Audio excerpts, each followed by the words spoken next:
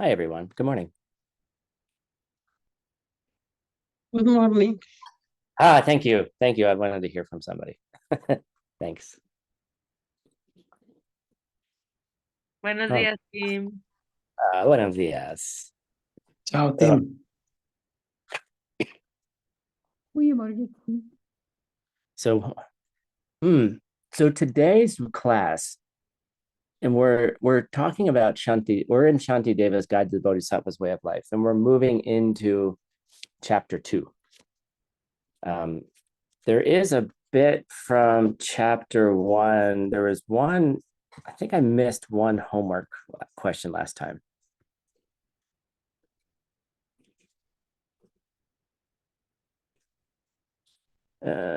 Yeah, I missed one.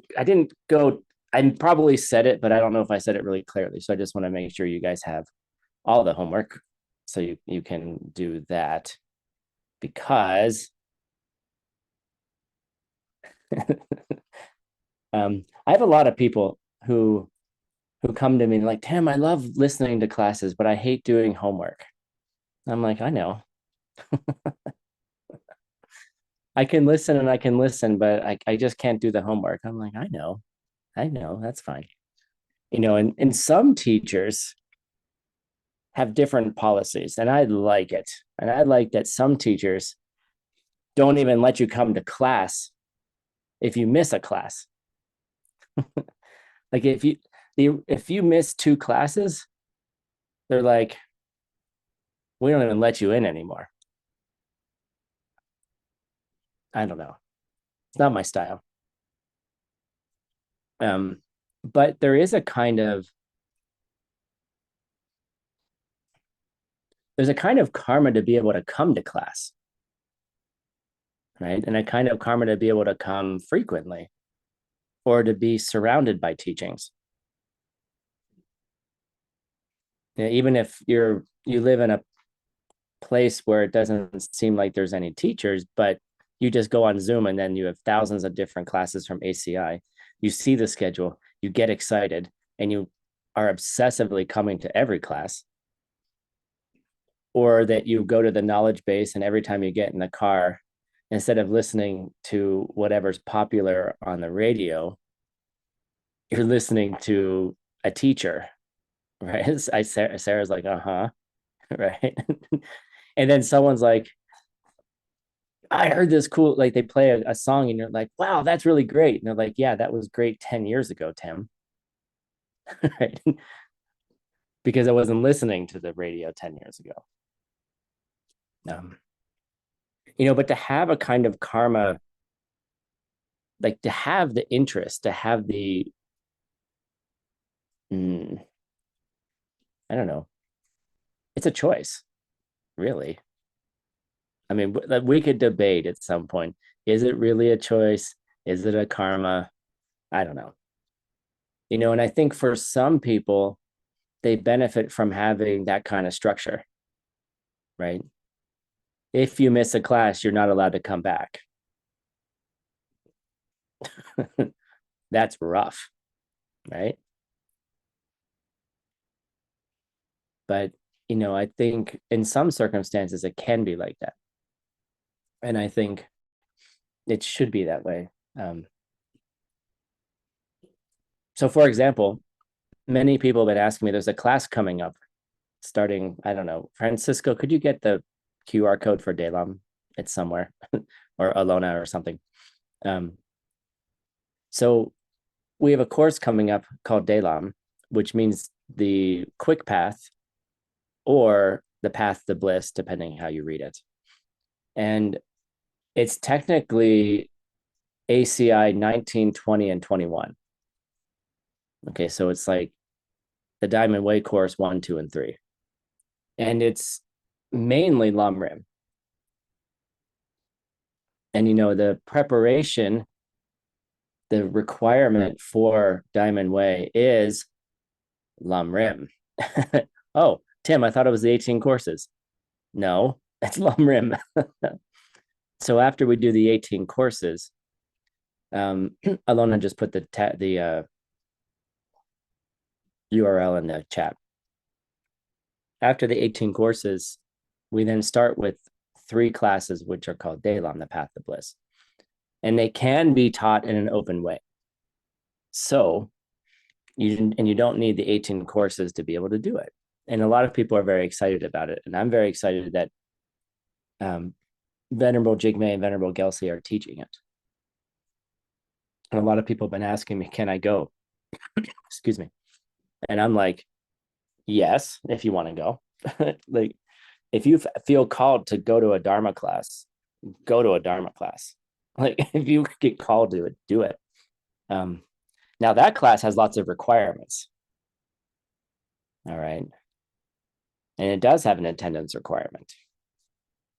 And it does have certain kinds of borders about doing homework and things like that, because it's important. So a lot of students have been asking, well, Tim, can I take that course? And I think it's proper to ask your teacher also to study too. You don't have to, but it can be proper. And here's my official word. Go take the class if you're interested. Don't delay your Dharma. Just because Tim isn't teaching it yet doesn't mean you should delay your studies. However, if you have a feeling that you want to study the Diamond Way and you want to study the Diamond Way with me, go take Dalam now. That's great. However, or in addition, you will have to take it again with me. Okay, because we need to get to know each other. We need to, develop all of that. And additionally, the cool thing about the Lam Rim, this particular Lam Rim, it was taught from the point of view of Geshe Michael with his teacher, Ken Rinpoche. And so he taught that whole course about how his teacher lived the Lam Rim. So the way that he demonstrated, like the way that course was originally taught, is he demonstrated the points of the Lam Rim through stories about his own teacher, which is really cool. And I wasn't there for the original ones, but my teacher may have given them to me, right? So I got to listen to him teach about his own teacher. So the kind of tradition in that course is that when you teach it, and it's not the only way to teach it, and I'm not sure how Jigme and Gelsey are going to teach it, is that you teach it from the point of view of your teacher. So I'm going to teach it from the point of view of how my teacher or teachers have lived the Lam Rim. So it'll be a completely different course anyway. And because it will be not an open course, we will get to talk about things a little bit differently at that point. All right. So that's my little motivational speech for you. If you feel called to take Dalam, go take it. It's a phenomenal course. Jigme and Gelsey are amazing, amazing teachers and practitioners. They have a wealth of wisdom. They're both really good friends of mine too. And they both are incredibly supportive teachers. So go to it. And if you want to study Diamond Way with me at some point, you have to take it again. So don't cry if you said, I already did the homeworks. That's nice.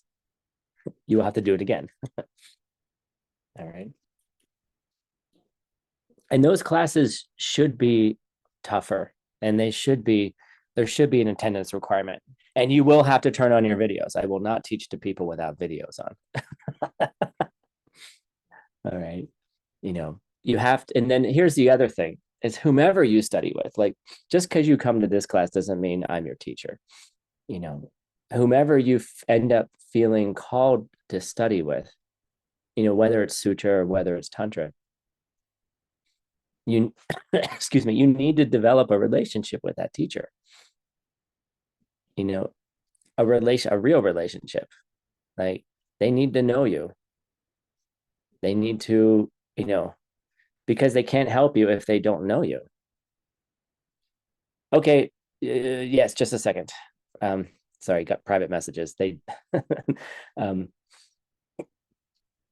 and if you don't have that relationship, they really can't help you, because once you move into those teachings, it's really about how the teacher can take you from the beginning to the end, can take you to total enlightenment, can teach you the path, and who can teach you how to do it faster, and then support you when you have breakdowns, when you have questions.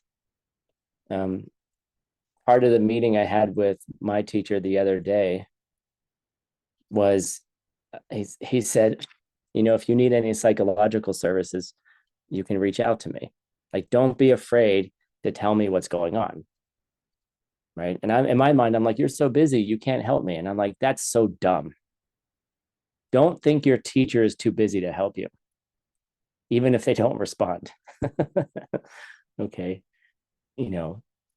Develop that, reach out to them, expose who you are. Right. The moment that I had my first affliction in front of my teacher was the most devastating moment, because I'm like, I don't want him to see this. I'm better than this. No. Yes, they have to see who you are. They have to see what you struggle with. Exposing your heart. What's the word in Tibetan for expose your heart? Connection with the class. Yes, the Shakpa, yes. Just the Shakpa, expose your heart. When I mean relationship, I don't mean intimate relationship, right? And I mean like romantic relationship.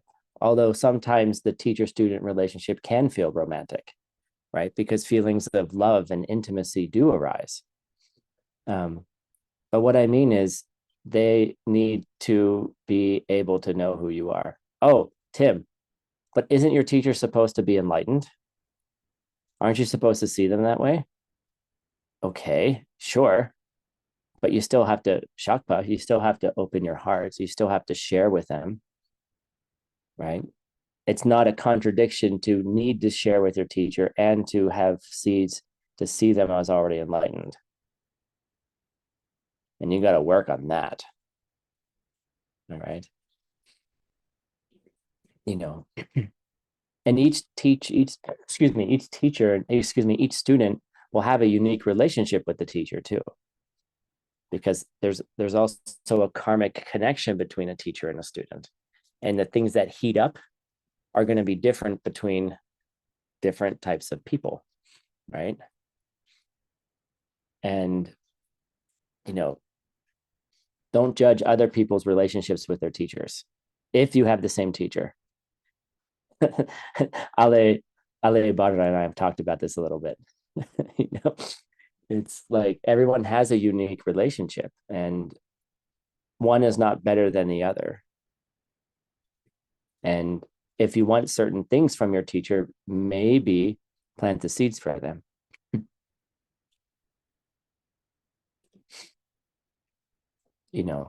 Okay, this is a good question. We're going on a tangent. Sorry, we're going all over the place here.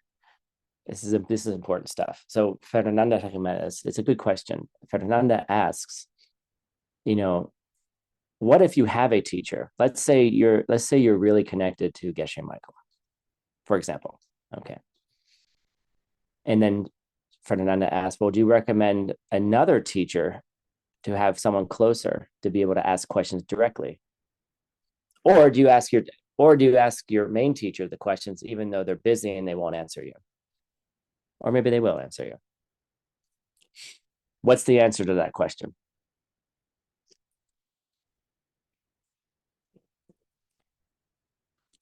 It's subtle. Seeds. Thanks, Natalia. Okay, seeds, fine. That's okay. No, the answer is yes. Okay.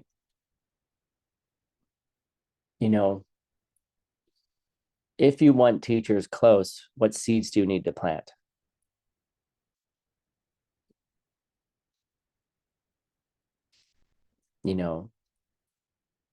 if you want people close, how do you make a teacher close to you? You kind of force them to do it by your karma, and if I'll tell you guys, having Geshe Michael as a teacher, you know, he will work you the way that you need to be worked, right? Whomever is your teacher, you know. And if you have good enough, if you understand how to create teachers, you will start seeing them everywhere anyway. And my teacher taught me how to do that because my teacher refused to teach me what I wanted him to teach me.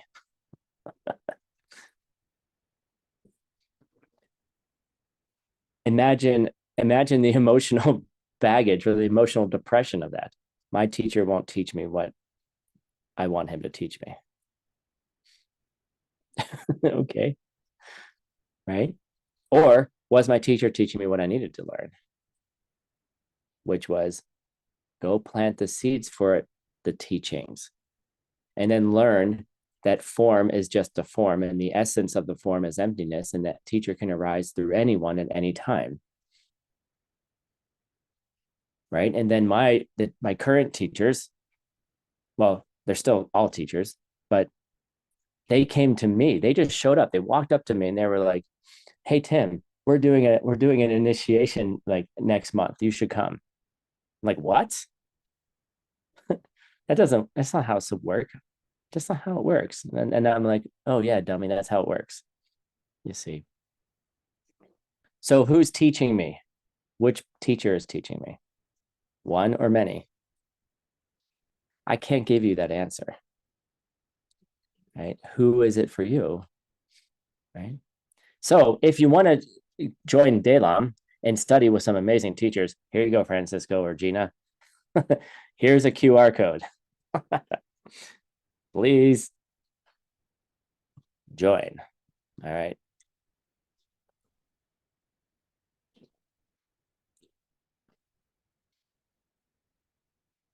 They're very, very different teachers. They have very different styles. Their hearts are incredibly open. And they've been with amazing teachers all of their lives. So they're pretty cool. All right. Anyhow, so moving on from that side diversion, which I think is important. I was about to say there was one question from homework 2. I was a class 2, yeah, but I didn't finish.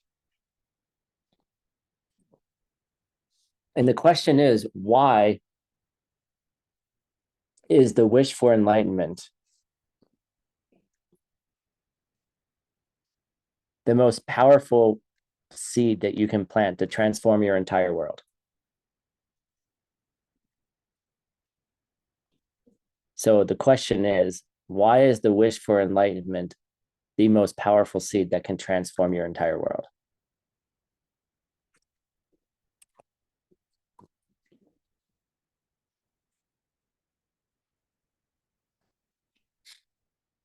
And I got a picture for you. Okay. You have a choice. All right. You have a choice in every moment of what you're going to do. Right. You can, and basically, you can turn any action into an action that has the power to ripen as a perfect world where you and the beings in it are perfect. Or you can choose for actions to be neutral or worse. So there's this special power to having this, we call it a wish, right? Well, hello. We call it a wish, but we also call it's an attitude. It's an orientation that you have towards other people, towards your thinking towards the words you say and the things you do. So it's a decision. It's a decision to do it. You decided to come to class today. Well, why'd you decide to come to class?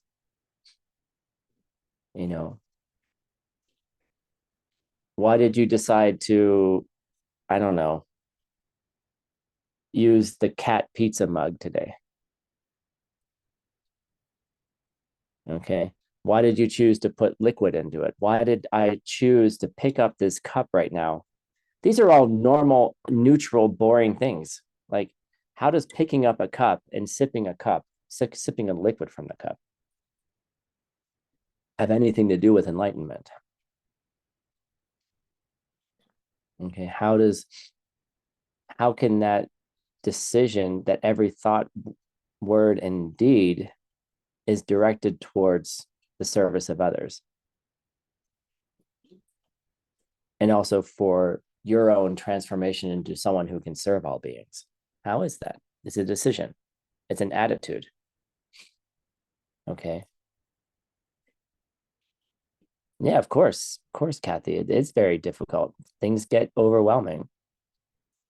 And that's part of the practice. Like, what do you do when everything falls apart? How do you navigate that? Right? How can you, and when things are kind of neutral, how can you turn the cat pizza mug into a decision to serve all beings? How can you have that attitude? Maybe you should go to Dalam, and then maybe you should go into Diamond Way and learn. Okay. But the wish itself is all of that combined. The wish itself is all of that combined. So you're making a choice. You have a choice between, how do I say this? You have a choice between, how do I say it? Trying to find you have a choice between samsara and getting out of it, basically in every moment. You have a choice of recreating your suffering in every moment, and you also have a choice of stopping that suffering at every moment. Right? And yes, and this is part of the path. Like, yes, things can get difficult. Right? Things can overwhelm us. Our health, or the way that somebody says something to us, or the way that our world is ripening for us, or all of those things happen, and all of those things are coming from karma anyway, but that doesn't change how you experience them, you see. And so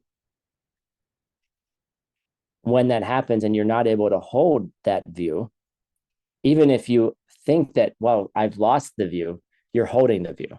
Why? Because you recognize that you don't have it. And then you just hang out and wait.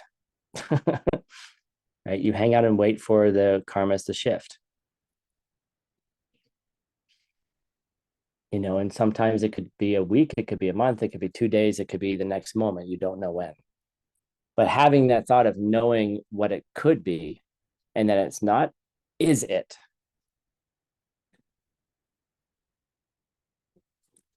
I don't know. Go meditate on it. You all kind of looking at me with some weird eyes. Go meditate on it. So in this class, we're going to be moving into chapter 2 of Shantideva's book. Right? And what was chapter 1? Let's go back to chapter 1.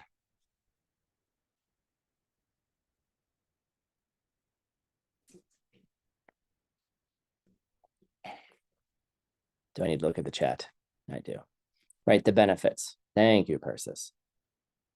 What are the benefits of bodhicitta, which is why we just finished. The big benefit is just making that choice between the red pill and the blue pill, right? The choice that Morpheus gives us, right? Do you want to stay in it or do you want to get out of it? And you have that choice in any moment. And then I say, as I say, like, just be gentle with yourself when you're not able to take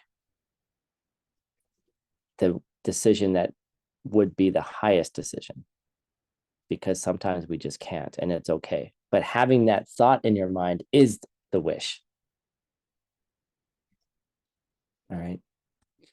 So anyhow, we learned about the benefits, and now we're going to go on to the second chapter, which is about confession, exposing yourself, like purifying yourself. Okay. And there's four main, excuse me, there's four main divisions on this chapter. So it's divided up into four sections. The first section is offering, chupa, making offerings,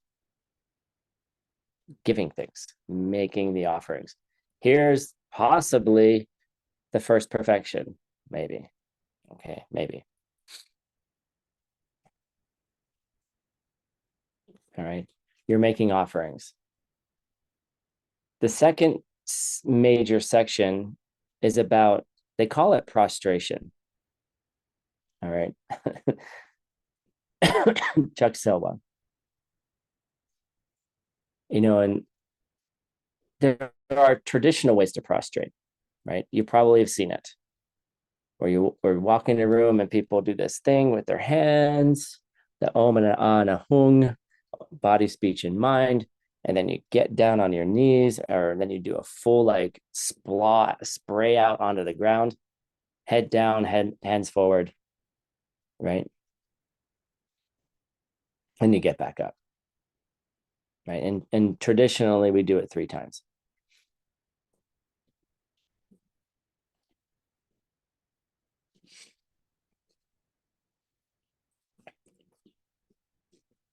And there's a great honor to be able to prostrate in front of somebody, right? And to say, please teach, right? Please help me. I need help. Okay.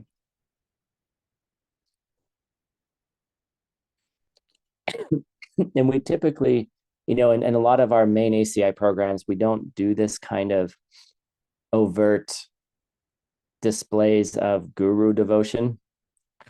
Okay. It's a lot, right? And it's culturally a little awkward because in most of our cultures, we don't do these things, right? We don't walk into a business meeting and prostrate to the boss. Although you could, I guess, you know, we don't do this kind of things, right? You know, we don't walk into a diplomat's office and prostrate to them before we talk to them. You know, it's not something we do. But what is prostration? You know, what is it? It's an honoring. It's an honoring of the good qualities that you see in that person. And there's a time and a place to prostrate to your teacher. You know, traditionally you do it before class and you do it after class, right? And you typically, you know, when the teacher comes up, they're going to prostrate first to the altar, or to the teaching seat, you know, to sort of say, look, it's not me. I'm honoring the lineage. I'm honoring where this all came from. You know, I'm just a vehicle. And then so the teacher prostrates and then the students prostrate and then you start the class.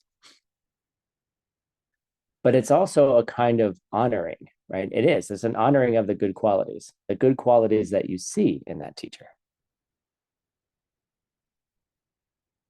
the things that you like.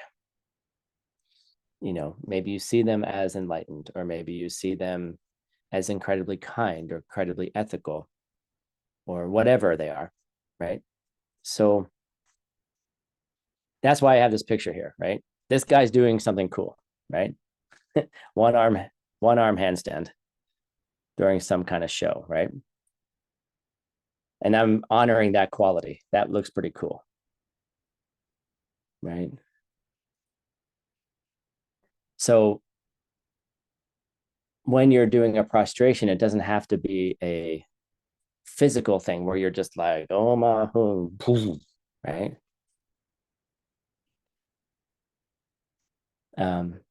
You can just do it in your mind, and you should do it in your mind.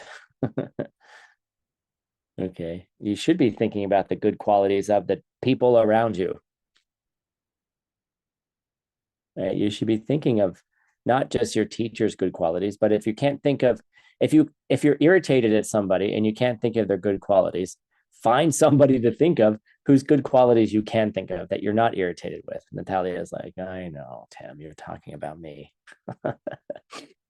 If you're upset with somebody, like go think of someone else's good qualities. You know, yes, it's really hard to think of the good qualities of the person you're upset with. I know. Okay. But use other methods.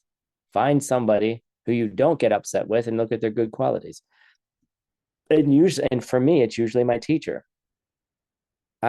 For me, it's really hard for me, knocking on wood right now. It's really hard for me to be upset with my teacher, no matter what they do. And usually they make fun of me all the time. Like, usually they're trying to get me upset, and they're pretty good at it, right? Like, I'm good at getting upset, but I'm not, it doesn't get directed at them, right? So think of the good qualities of people, especially your teachers. What are those good qualities? That's a prostration. That's a real prostration. Okay. Because you can do the blah, blah. You can do the om, ah, hung, and do the, full body thing. And you could be thinking about pizza.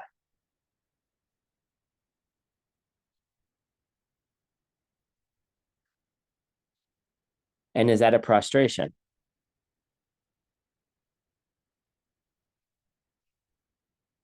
Pizza.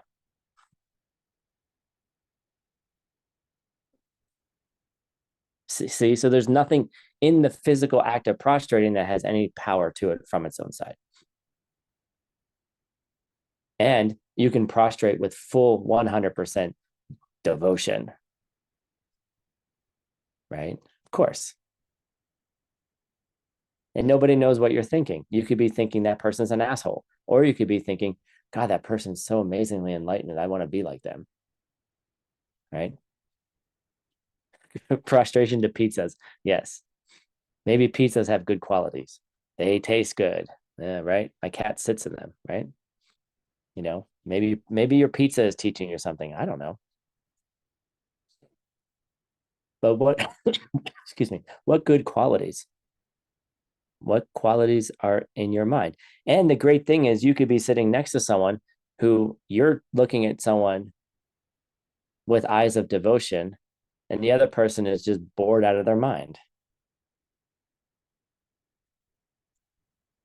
Right? Like, perfect example. You're watching someone, you're just totally in love with somebody, and you're like, this person is so amazing. And all you think about is their good qualities. Right? That's a prostration. And everyone else is just like, what is wrong with you? I don't see their good qualities. You're blind by love. Are you blinded by love, or do you have good karma to see their good qualities? Oh, so after you get to know them, all of your friends were right. They weren't as awesome as you thought they were. Okay, well, I want you guys to start thinking in terms of seeds, not in terms of what your friends say. Just because Anastasia doesn't like that person and you're totally in love with somebody else, that same person has nothing to do with Anastasia's opinion of them. Okay. But you got to understand, like how do seeds work, and how do we have collective seeds, or how can we both share the same experience and things like that? There's all those deeper questions. Point is, think of people's good qualities, even the people you don't like. I'm sure they do good things. Maybe just not to you.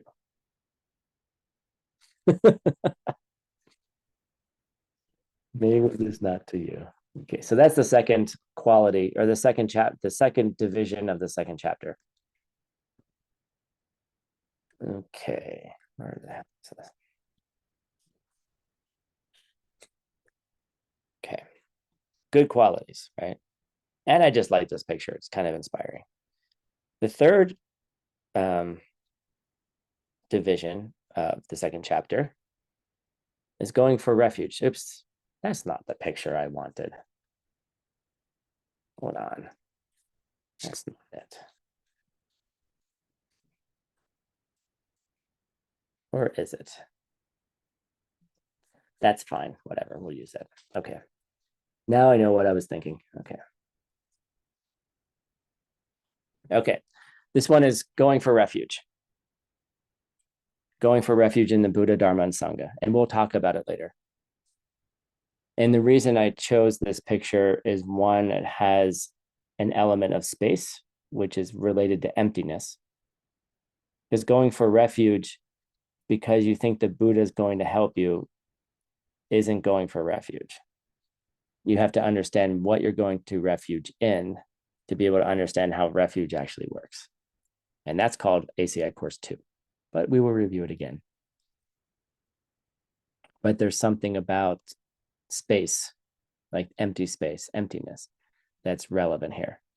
And the idea that sometimes the only refuge I can go for is to sit in my hot tub and look at the stars. I can't do anything else. I can't think of anyone's good qualities, so I can look at the stars, right? So when my prostrations don't work, I can look at the beauty of the Sedona nighttime sky,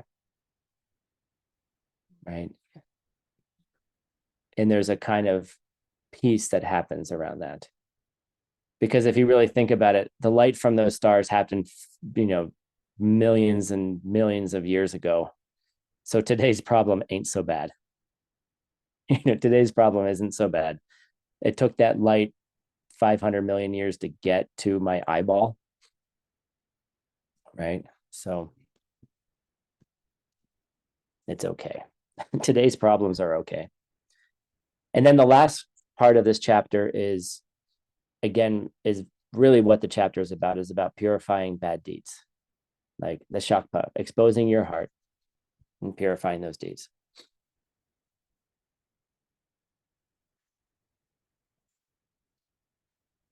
All right.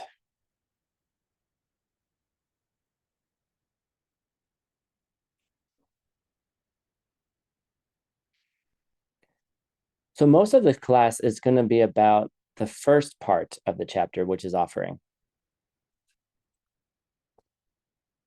Now, what's this? Oh, now I know. Okay. And so offering, giving, right? The idea of giving to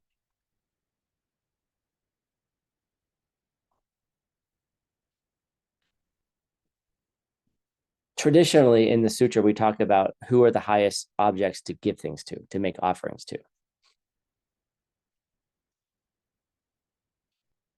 Number 4 is actually purifying the bad deeds. That's the fourth part. So we're going back to the first one, making offerings. Who do we make offerings to? Who do we give to?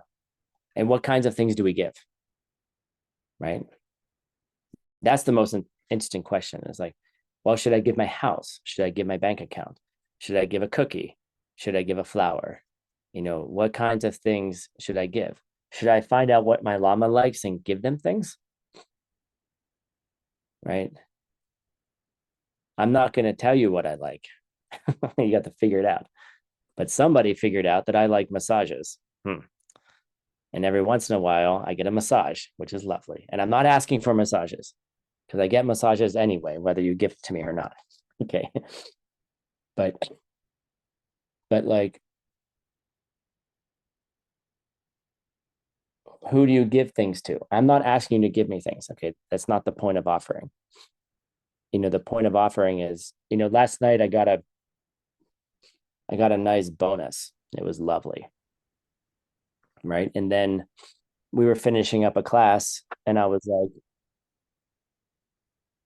I'm like, I got to give this, I get to keep this money going. I need to give this away. So I gave a decent amount of it back to the teachers, right? I was like, here you go, right? And then I got home and I looked at the bonus because I didn't look how much it was. I just was like, oh, thank you, right? And I looked at it and I was like, I didn't give enough away, right? So I got to give more away. But it's about making offerings to beings that don't need them. What? Okay. We're talking sutra right now. Okay. Buddhas don't need offerings. Why doesn't a Buddha need offerings? Why do you give something to someone who already has everything they need?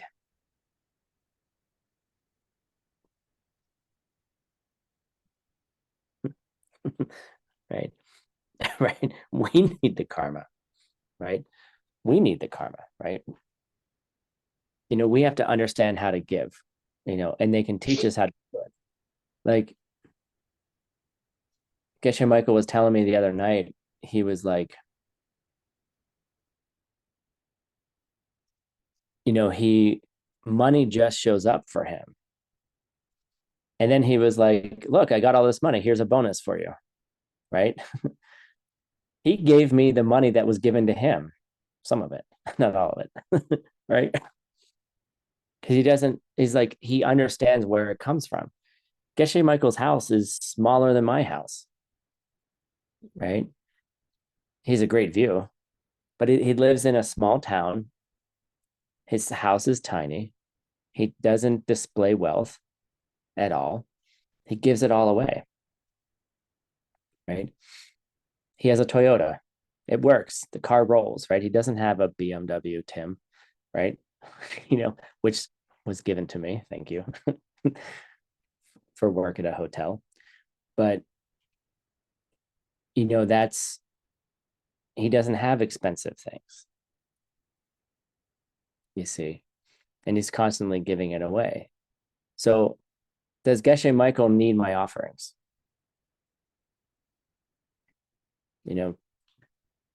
Maybe, maybe not. But does a Buddha need offerings? Does your teacher need the offerings? No, it's for you.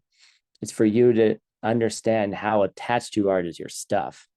Because at the end of the day, guys, you can't take your stuff. I was having one of my cousins, my dad's cousin. She's in maybe 75, something like that. And me and my brother, they don't have any children. So me and my brother are the executors of their will. So when they die, we get to give all the stuff away. Right. So we had this meeting. My brother and I were very supportive, but we wanted to poke our eyes out. Okay. She had a plan. She has a plan for every single detail of where every single thing is going to go. And from that point of view, it's beautiful, right? Giving it all away, right? She's giving it all away. She's not giving it to John and me. I'm like, you got this really nice house up in Wyoming, that would be nice, right? But no, they're giving it to a charity, right? They're selling it and it's going to a kid's school.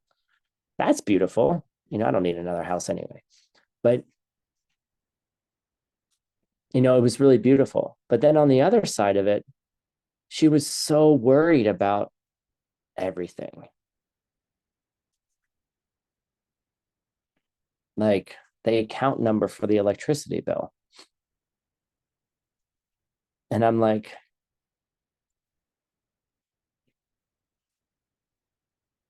you're dead.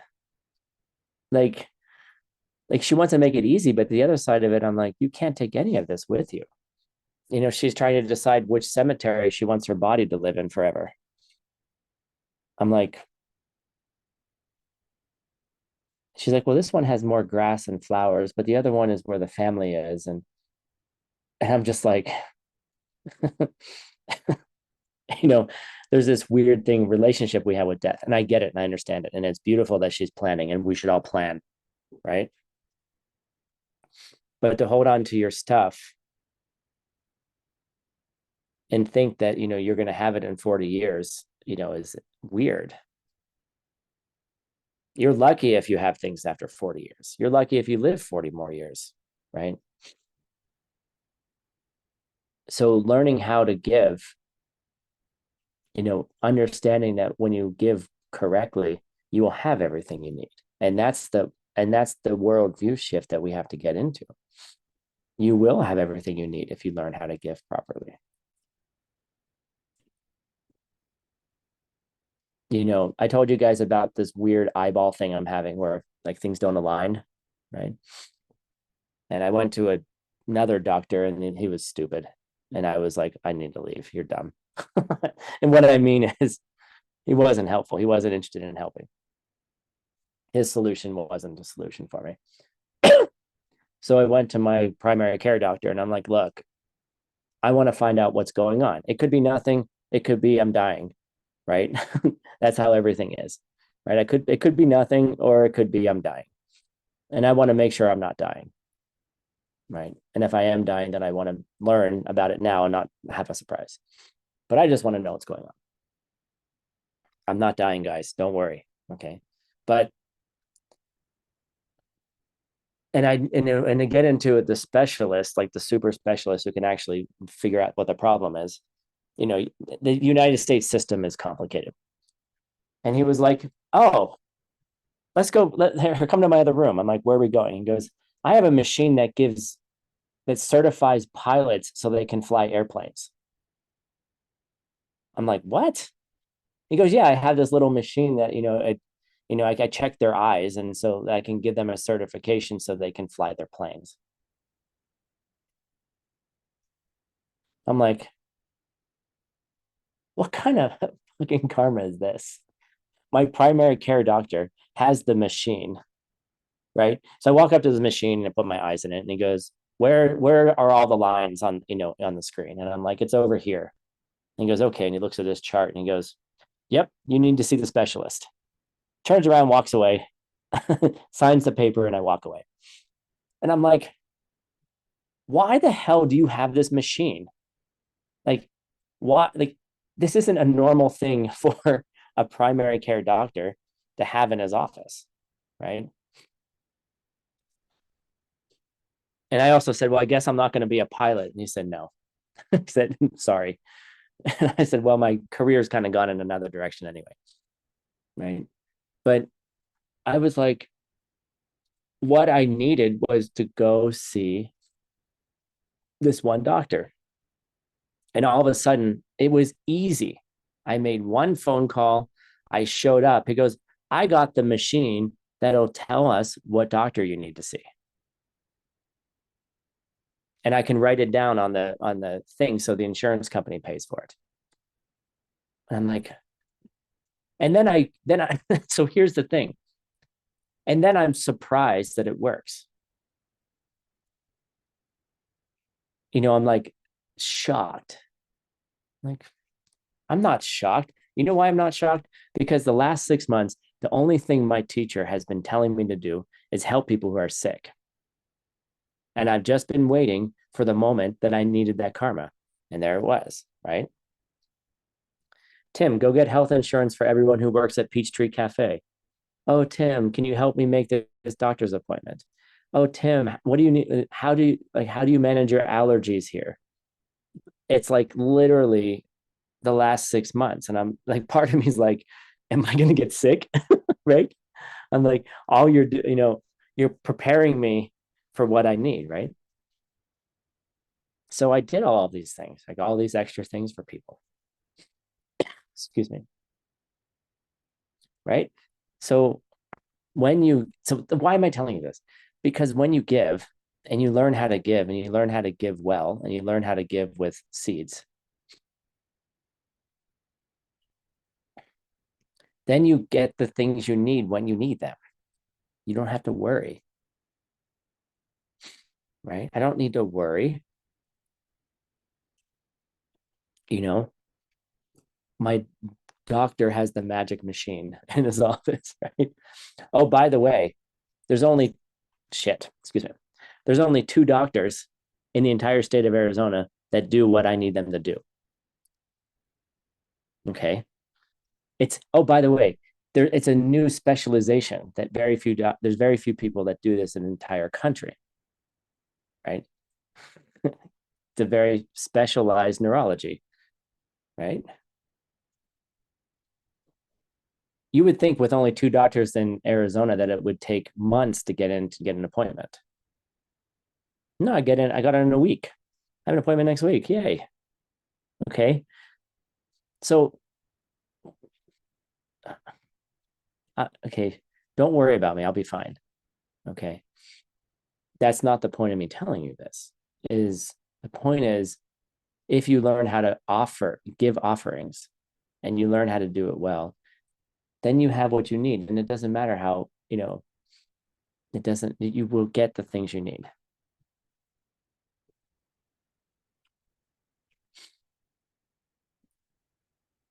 Kathy, that's why you need to come to the ACI courses. We are giving you the knowledge on how to do it, right? Because you could just give pizzas, or you could give pizzas with wisdom, right? You could give flowers, right? And we're going to learn about that right now. Oh God, Tim. So the most powerful beings that you can give this to, the highest objects, are the 3 jewels. Okay. And that's why we got 3 horses here. If you're trying to supercharge your karma and you want to like get things to start moving in a positive direction, which can take time, you need to give to objects that are high objects. All right. So the 3 jewels are the Buddha jewel, the Dharma jewel, and the Sangha jewel. All right. You got some 3 wild horses, majestic wild horses. You can think about why I chose horses later. So the thing is, we need to also understand that we're not giving to a Buddha in the sense of like, oh, I'm going to go to a statue and put a flower on a statue, which you can do, which is a beautiful thing to do. And it's not a bad karma to do so. But when you're offering to a Buddha or someone that you might see as a Buddha or suspect they're a Buddha, how should you think? Okay. How should you think? So the Buddha jewel primarily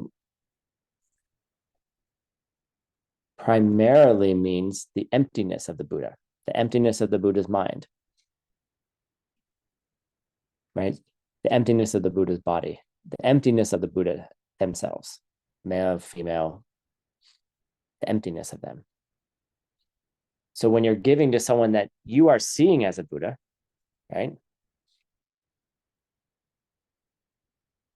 Thinking about their emptiness makes the seeds different. You're just not giving to a normal person. You're not just giving to someone you see as a Buddha. You're giving them. For some reason, I have a Q-tip. Okay, this is what's in my hand. Okay, the thing you clean your ears with, right?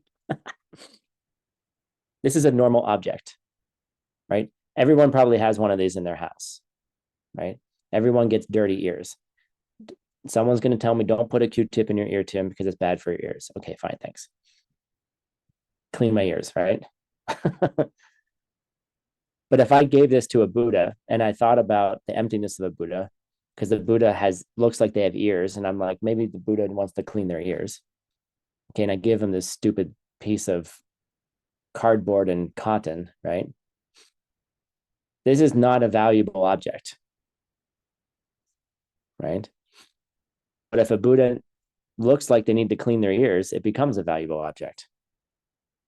Get it? A Buddha will have the things they need appear to them when they need it. Get it? Maybe the way things appear to them is that someone walks up with a Q-tip and puts it in their ear, or gives it to them. Don't put a Q-tip in a Buddha's ear. That would be weird. Okay. But you can bathe. We're going to talk about the ritual of bathing in a second. So thinking of their emptiness, right? That's the Buddha jewel. The Sangha, the Dharma jewel refers specifically to the direct perception of emptiness. How do you give to the direct perception of emptiness? You got to think about it. Maybe meditating on it. The Dharma jewel, I'm sorry, the Dharma jewel also refers to the cessations that come from having seen emptiness directly. We'll talk about that later. And then the third thing is the Sangha jewel, giving to those who have seen emptiness directly. Very, very powerful.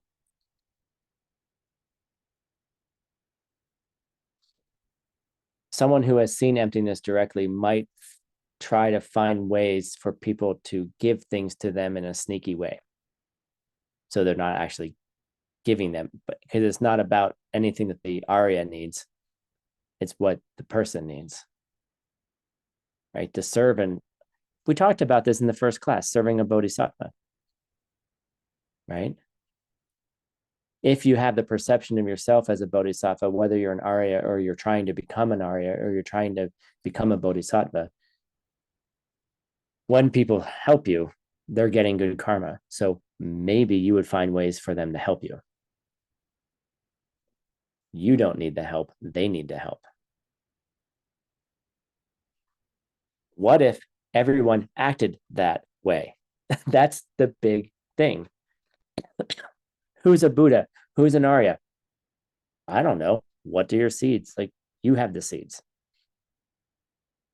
I don't know. Who appears as a Buddha in your life? I don't know. Maybe your teacher does. Maybe your partner does. Maybe the grocery store person does, you know?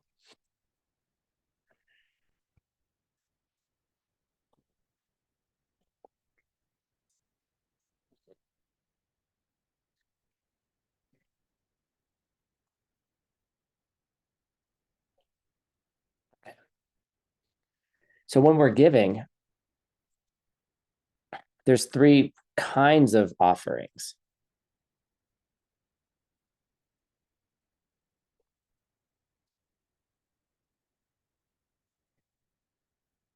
The first kind of offering are things that have no owner. Okay, and that's the picture, right? Nobody owns the rocks in Sedona. Well, actually, technically the federal government does, but you know, there's no cost, right? The sun, the sky, right? You can offer things that have no owner, and it's actually very powerful. We'll talk about it in a second. Right, here's another picture of Sedona. These are all from my hikes, by the way. So offering things that nobody owns. We'll talk about that, about what that means. You can offer your own body. Okay. I took this picture in Denmark on the North Sea. Right, the offering of one's body. And then things that you can emanate with your own thoughts. All right. Okay, what does all this mean? Let's go back. All right, so first of all, offering things that have no owner. All right, what does this mean? Offering things that have no owner. And is really, the reading is so beautiful. Please read the reading. It's incredibly detailed.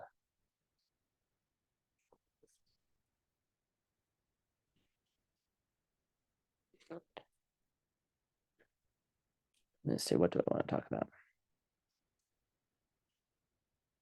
And it can be lots and lots of things. And there's a whole section about all the different things that don't have an owner, right? Like the fruit of trees. Of course, that's not in a fruit grove that's owned by someone else that they're going to sell in the grocery store. Don't just go grab fruits, right? But like wild fruits, right? The waters of the oceans, all the quiet places of refuge, all the mountains, flowers, right? You know, you can think of fragrances and incense, like when someone's burning smells, like no one owns that.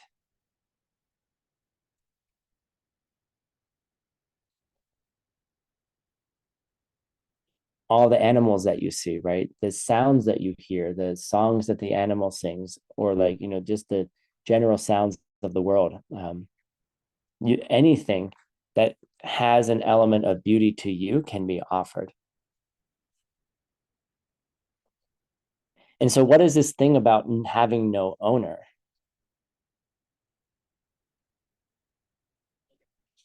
How can you give something that you don't own? It's not even yours.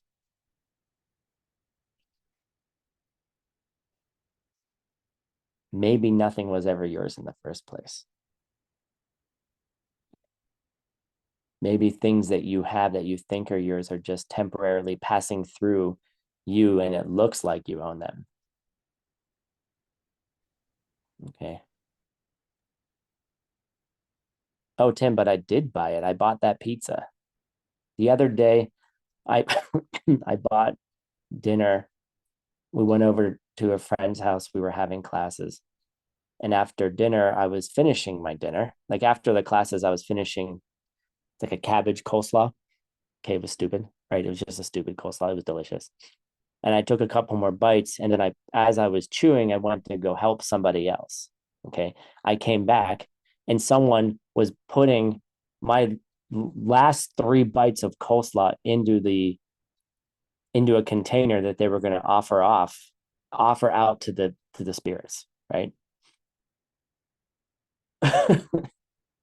And I had no filter, I had no dharma, and it was just like I was like, "What are you doing?"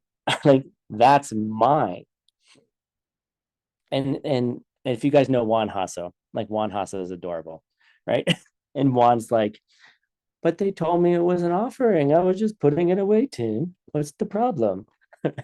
Juan's like, "No problem," right? And I was like, "But I was gonna eat it. That's mine. I bought it. I put it on the table where everyone put their food that we were sharing for a week. But somehow that one thing that I bought because I wanted it was mine, right? And I had a total affliction about it for 10 seconds. And then Maria was like, Tim, that's my fault. And I looked at her and I just laughed. I mean, the whole thing was hysterical. Like, I got so mad about one bite of cabbage, right? Like, was that ever mine? I already had given it away. I put it on the offering table. That's the funny part. That anyone could have eaten it. But the question is, did you actually ever own anything to begin with? Or is it a question of seeds? You got to think about like, what does ownership mean from a seed point of view? Did you actually ever own it?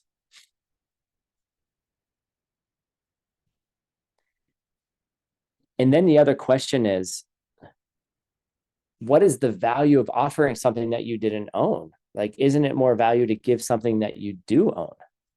Right? If I'm sitting there at this beautiful rock in Sedona, right, watching the sunset, and I'm imagining giving this to a Buddha, the emptiness of a Buddha or something like that. Like, what is the value of that? Like, that's in my mind. Wouldn't it be better to give the Buddha the water in my backpack or the cookie, right? Something that I actually own.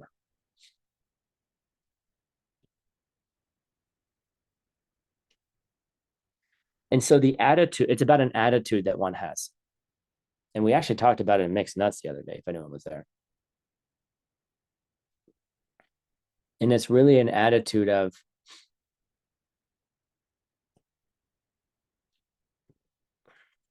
I'm going to give you the one reading, and then I'm going to gloss it and interpret it. So what they say is that I'm not the attitude one's supposed to have is, I'm not the type of person who has been able to accumulate good karma or a good amount of good karma. So in that way, I'm extremely poor. And in that way, I don't own anything. I don't own any of the things that I actually would like to own. And so in some way, in a certain way, I have no right to the wealth of things that I do have.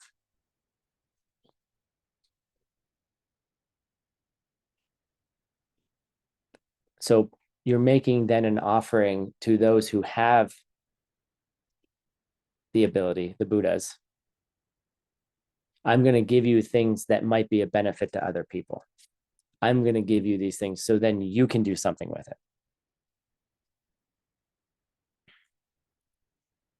Right. So it's an interesting attitude, right? You're basically saying, even if I have stuff, I have a house, I have a car, right? But I haven't been able to actually accumulate enough good karma to be worth anything. It's kind of a depressing point of view, but hold on. We're going to take it out of depression for a second. Like, why? I'm stuck in samsara. Like, my BMW is going to break. It already has. It costs a shit ton of money to fix. Never get yourself an expensive car because it just costs more money to fix. Okay. the the bane of being rich. You have to spend the money that you have. And then you don't feel rich because you don't have enough money to cover the cost of all the rich things you have. Okay. I love my car, but it costs way too much money to and it just rolls. It's a comfortable car. I like it a lot, but it just takes me from one place to another. But oh, so Tim, you have really good karma because someone gave you a car. Someone gave you a car that's going to break in 7 years. Is that really good karma? Is that really going to make you enlightened? Or are you just going to be cycling around and suffering for ages and eternities, right? Billions of years. That's the reason you don't have enough good karma. Okay. Sure. Give your BMW to a Buddha. Wonderful. Right. But if you offer the point of offering those things that have no ownership, you're basically saying use them for the benefit of others. This picture was taken for the benefit of others. Okay. That's why I'm sharing it, right? The beauty, the peace, the refuge, the calmness. Like it's extraordinary here. And maybe this picture will be a benefit to somebody. And do this so that I can be someone who could collect good karma. So you're making a wish, right? Instead of filling your mind with all the irritations that happen during the day, what if you just went on a hike and started offering all the things that nobody owns to Buddha so the Buddhas could use them to help other people?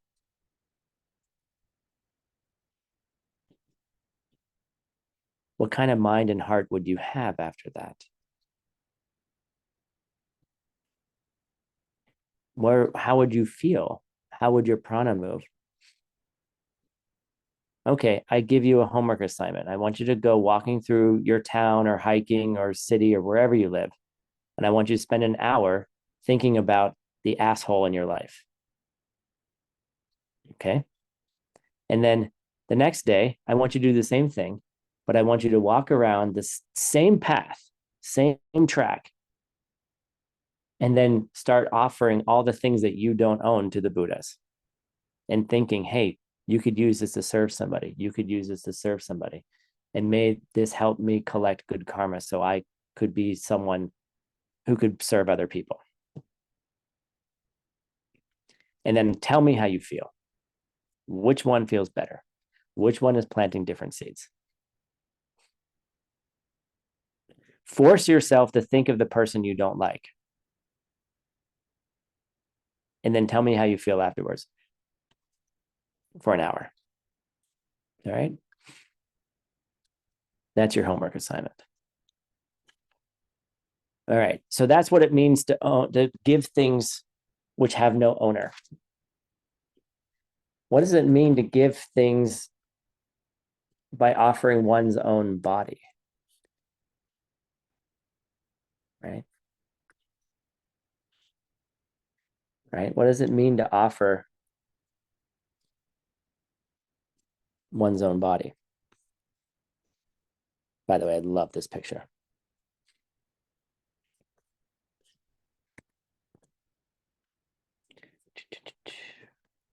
Mm-hmm.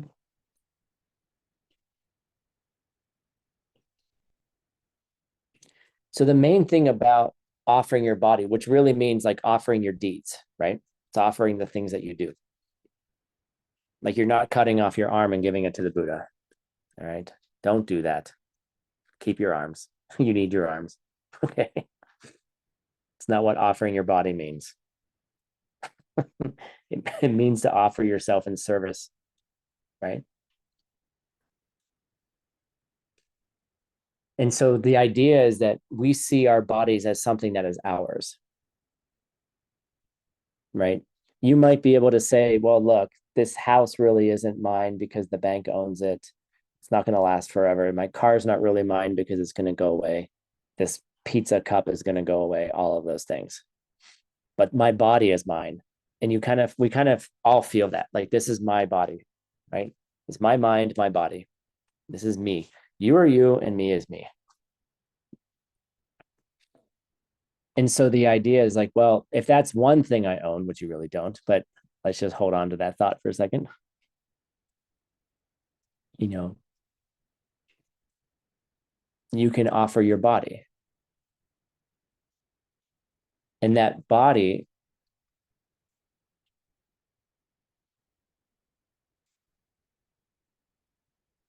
because we so see it as ours and that it belongs to me, that I am offering it to the Buddhas.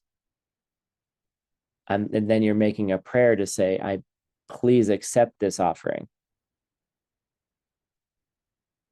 And I will do as you ask because I know that you're going to help me become a better person.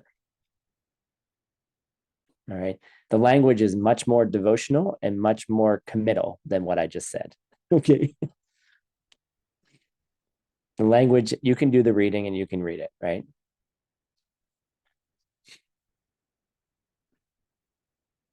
Like turning yourself over to a Buddha and saying, I am your servant is a very strong thing to say, right? But what is it? You have to understand what it means. Like, it's not blind devotional faith where you're just, that's when it becomes fanatical. That's when it becomes when people don't think. That's when it becomes a cult, right? Not asking for those things at all, right? You're understanding what it means to give, right? Like giving yourself, what does it mean to give your deeds to a teacher? The teacher doesn't need anything. I don't need massages. Get it? Right? My teacher doesn't need the money that I have. My teacher doesn't need me to run a hotel to be able to pay his salary. Right? He doesn't need it. It's ripening for him that way, but he doesn't need it. You see, it's about the karma that you're planting that will help you become someone a little bit less selfish and a little bit more kinder. So, and you have to think about it. You have to meditate on it. Like, what does it mean to have a teacher? And what does it mean to offer yourself to a teacher? It's not blind devotion. It's not fanaticism. It's not just give everything that you have, right? There's been plenty of times when people wanted to give me things and I didn't take it. I'm like, no, I don't want that because it's not appropriate for you to give that. That might, they might be upset with you, but they're going to be more upset next week. Right.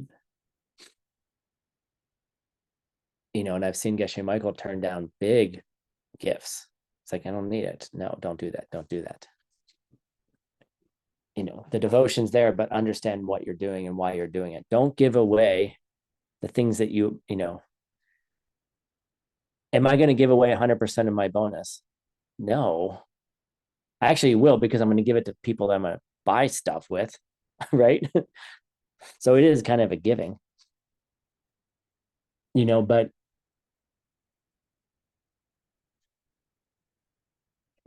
don't just open up your bank account and drain it because you heard that giving is good karma. It's good karma to give it all away today, and then tomorrow you can't buy groceries.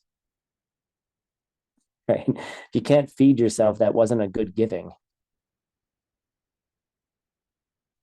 You see, that's why it's so cool to give things that have no ownership, because you're getting massive amounts of good karma, and you don't have to.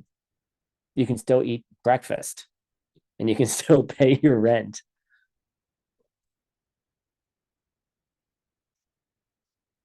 And then when it's comfortable, you can give money away if it's comfortable, right?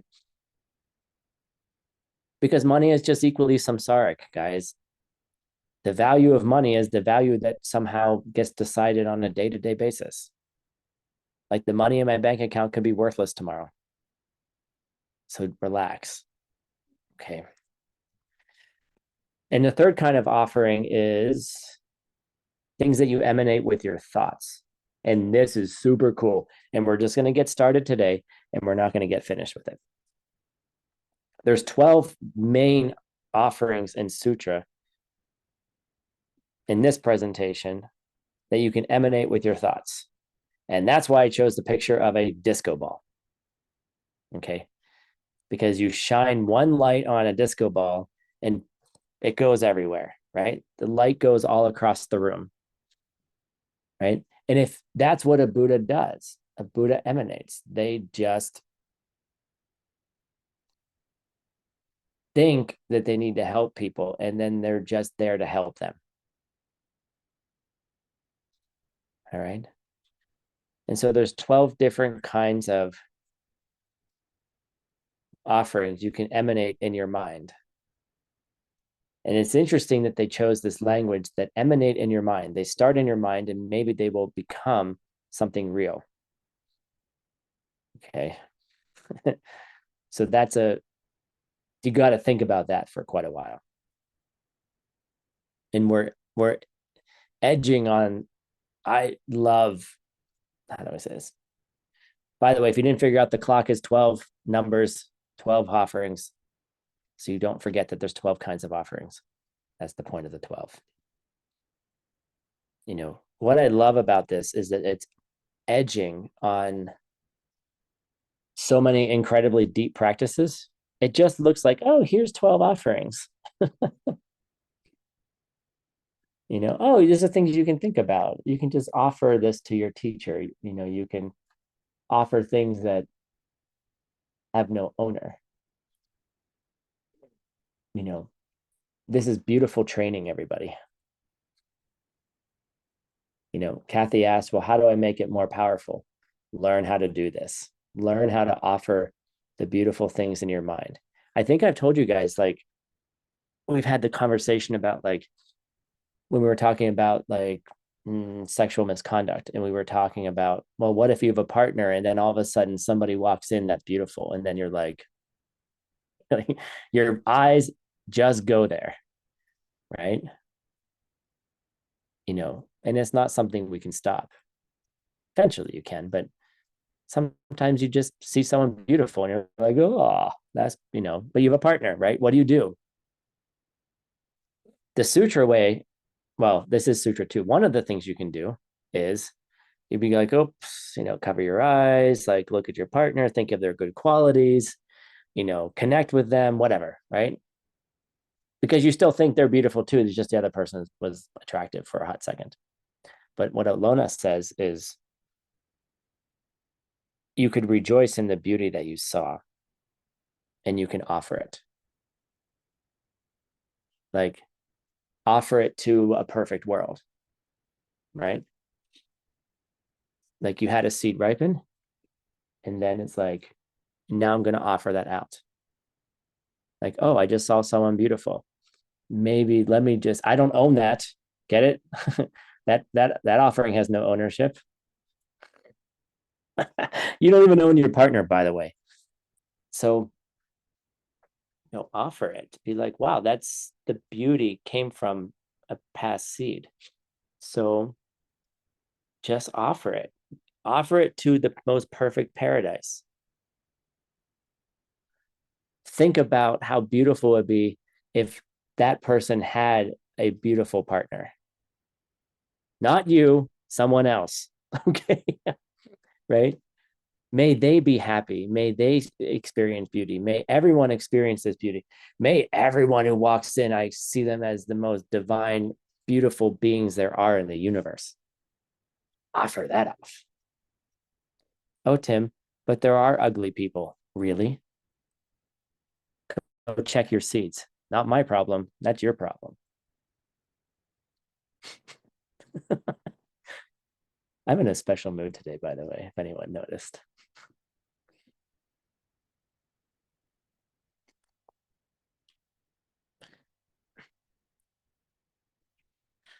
So here we go. What are the things that you can do? The 12 kinds of offerings you can make that emanates in your mind.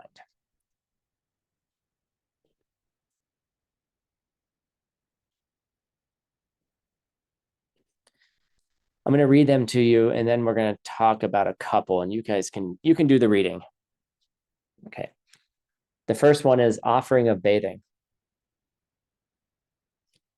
Like there's a whole beautiful bathing ritual in the Lam Rim. And then there's a whole beautiful advanced practice on bathing maybe your partner, your spiritual partner. Okay. Bathing people that you see as divine beings. And it's not what you think. Okay. It can be what you think, it can be both. But, there's a beautiful practice of offering of bathing, right? And in the Lam Rim, it's, oh God, I don't know, 12, 13. I was looking for that. I got there's a accoutrement, like there's a whole like ritual thing, like with glass and like a towel and things you can do and the water you put on it. And you can like do an imaginary bathing of the Buddhas in this like little ritual. I'm going to try to find it. I think it's over there, but couldn't find it last night. But traditional offerings, when you walk in, when the traditional offerings, another list of offerings is like you first offer water, right? You offer something to drink, and then you offer to wash their feet, right?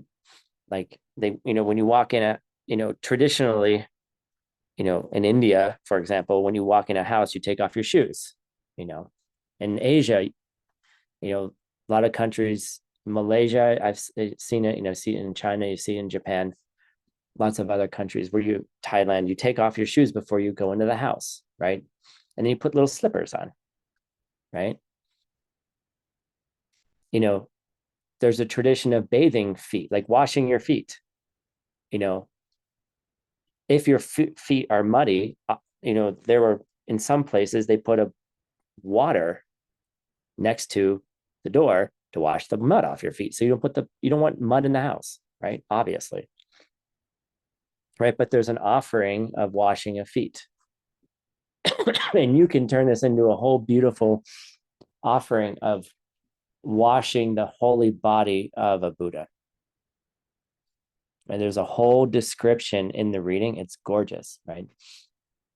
Of how to create the spa. Like, okay, read it and then do the traditional thing. Okay, read the whole thing, see all the descriptions, and then make it your own. I'm not building a 2500 BC bathhouse. I'm taking my Buddha to the spa, right? To the spa in New York, right? I know exactly where it is. I know exactly what it looks like. What do the pools look like? I have a towel here, right? I brought a towel for you guys. It's so beautiful, right? Here's my towel. This is the towel that I use to dry myself off when I go in the hot tub. Okay. All right. So I put it here. Sorry, it was drying from last night. What towel do you use? How do you dry off a Buddha? Do you just like, like when you have a little kid and you're like, come here, little one, right? And you like mess up their hair and they're all like, dad, stop, right? My hair's now a mess, right? Or do you just, or like, how would you dry off a Buddha, right?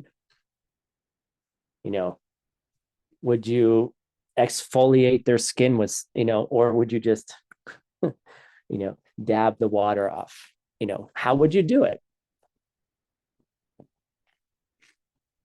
Right? How would you make it gorgeous? How would you make it comfortable? How would you make it exquisite? Right? How would you dry off a Buddha's after you wash them with, you know, what would what soap would you use? You know, would you just buy any bar soap? Or would you buy the most exquisite lather bubbly soap and get one of the poofy things? And, what would you do? What would the fragrance be? Right?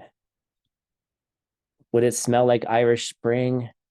Or would it be like sandalwood and saffron? Or my favorite perfume, Gucci Rush, right? Okay, whatever it is. What perfumes would you put on the Buddha, right? You know, making the offerings. So by beginning to make these kinds of offerings in your mind, how would it be? Then you ask, then it's like, then you start getting suspicious. Like, let me offer this to somebody else. What if I have a guest coming tonight, I have a friend coming from Mexico, which towel am I going to give them? Right? Which soap am I going to leave in the bathroom? Right? My refrigerator is empty right now. I'm going to go fill it up, right? With the food that I know that they like. I'm going to treat them. I'm going to wash the sheets, of course, right? I'm going to do all of those things. Treat them like a Buddha, right? So now I'm offering Buddhas, I'm practicing bathing, but then like, now I'm not going to bathe my friend, right? But I'm going to give them all the accoutrement so they can have a beautiful bath, right? And then I'm going to add one more thing is, what about bathing yourself? Who are you? What if you started a ritualistic bathing practice and treated yourself like a Buddha or a goddess or a Daka or a Dakini, right? What towels would you use? What lotions would you use? Right? What fragrances would you use? How could the beauty of, the beauty of the fragrance that you put in your body serve other people? Too much cologne and everyone's like, oh God, Tim's too much, right? But maybe a subtle amount of an exquisite fragrance when you walk into a cafe and everyone is like, if you've ever had somebody do that, they walk by and they have this gorgeous fragrance on that just, it's like heaven has walked by. For me, that's my nose, right? So make your body heaven for other people. And then the seeds you're planting are incredibly powerful, Kathy. Okay. We're going to stop there. We'll finish up the rest of the practices that you can offer. Excuse me, the things that you can offer by emanating them in your mind, because emanating means making real, right? So by imagining it, like if you imagine bathing Buddhas, eventually you would be doing those things in real life anyway. And then which one is real? All right, let's go. Let's have a break. Thank you all for coming today. Let's take a half-hour break. Well, this class is now over. There will be a half-hour break if you would like to join the next class. Starts, I've got a cough today. Starts in a half hour. We'll be going through some more Lam Rim. So thank you all for joining today. Lovely to see your beautiful faces. And yeah. let's say goodbye. Gracias, maestro Tim. Bye, Tim. Chao, Gracias. Tim. Bye. Thank you so much, Tim. Gracias mil. Stay. Jornada. 谢谢 Tim. 谢谢老师。 Well, good day, Tim. Muchas gracias. Good Thank you class. so much. 谢谢翻译老师。 Bye. Have a beautiful day, everyone. Ciao.